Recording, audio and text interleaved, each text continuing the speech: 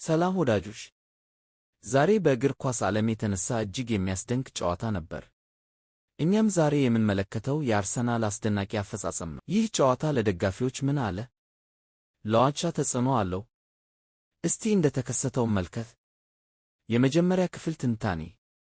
አርሰናል ጨዋታውን በፍጥነት ጀመረ። ከመጀመሪያ ደቂቃዎች ጀምሮ ኳስን በመቆጣጠር ግፊት ፈጠረ። የመስመር ተጫዋቾች በፍጥነት እየተንቀሳቀሱ ዕድሎችን ፈጠሩ።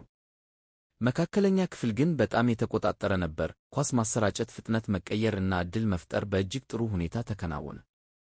ጎሉ ሲመጣ ስታዲየሙ በደስታ ፈነዳ። የሁለተኛ ክፍል ዋና ነጥቦች።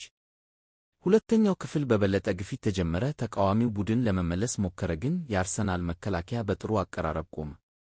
የግብ ጠባቂው አስደናቂ ማዳን አደረገ። ያ ጊዜ ጨዋታውን ቀየረ። በመጨረሻም ቡድኑ ውጤቱን በመጠበቅ 3 ነጥብ ወሰደ፣ ወይም የጨዋታውን ውጤት አስገቡ። ትንታኔ እና ተጽዕኖ። የመካከለኛ ክፍል ቁጥጥር ዋና ቁልፍ ነበር። ፍጥነት እና የመስመር ጨዋታ አስደናቂ ነበር። ይህ ድል በሊግ ሰንጠረዥ ላይ ትልቅ ተጽዕኖ አለው። አርሰናል የዋንጫ ፍላጎቱን ግልጽ አደረገ። እናንተ ምን ትላላችሁ? ይህ ቡድን ዋንጫ ሊያነሳ ይችላል? ኮሜንት ላይ አስተያየታችሁን ጻፉ። ቪዲዮውን ከወደዳችሁ ላይክ አድርጉ፣ ሼር አድርጉ፣ ቻናሉንም ሰብስክራይብ አድርጉ። እኔ እመለሳለሁ በሚቀጥለው የስፖርት ዜና ቪዲዮ።